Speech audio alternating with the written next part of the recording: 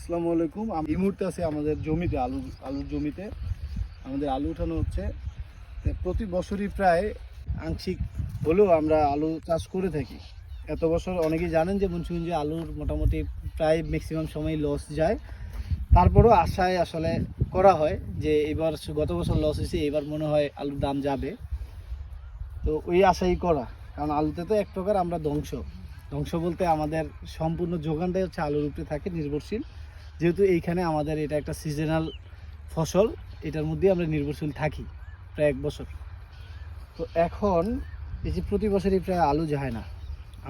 আমার এটা ভিডিওটা করার উদ্দেশ্য যাদের উদ্দেশ্যে, যারা আমরা ফেসবুক ব্যবহারকারী আছি বা ব্লগার আছি আমরা মুন্সিগঞ্জের, সবার কাছে আমার অনুরোধ যে এই বিষয়টা নিয়ে সবাই একটু কথা বলবেন, যে আলুর দামটা যেন স্বাভাবিক তুলনায় স্বাভাবিক থাকে, যেন অন্তত কৃষক বাঁচে, এরকম একটা দাম যেন থাকে। সবাই যদি এই প্রসঙ্গে ভিডিওগুলো বানায়, আমার মনে হয় যে এটা সরকারি বা উচ্চতম কর্মস্থলে এই ভিডিও বার্তাটা যদি নেওয়া যায় যে একটা শ্রেণীর মানুষ এইভাবে আলু খেতি করতে করতে ধ্বংস হয়ে যাচ্ছে, তাহলে হয়তোবা তারা এটা নিয়ে কাজ করতে পারবে। আমাদের যদি আলু উৎপাদনটা বেশি হয়ে থাকে আমাদের যোগানের তুলনায়, খাবারের তুলনায়, সেই ক্ষেত্রে সেটা রপ্তানি করার তারা ব্যবস্থা নিতে পারবে।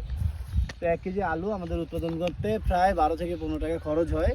গত বছর তাও বেশি ছিল, প্রায় 20 টাকার উপরে ছিল গত বছরের তুলনায়। এই গত বছর আলুর দাম না থাকাতে এবার খরচটা একটু কম, জমি টমি বা অন্যান্য জিনিসের খরচ একটু কম হওয়াতে 12 থেকে 15 টাকা প্রায় খরচ।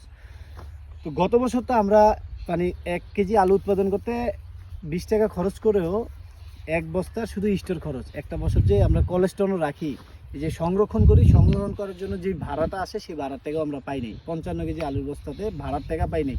তারপরে সেখানে তো আলু উৎপাদন খরচ আছে, সার খরচ আছে, কৃষি চাষের খরচ আছে, বদলি গামলার খরচ আছে, বস্তা যে কিনছি, বস্তা শিলানোর মাপা সব কিছুর খরচ আছে, ওইগুলো তো বাদিয়ে দিলাম।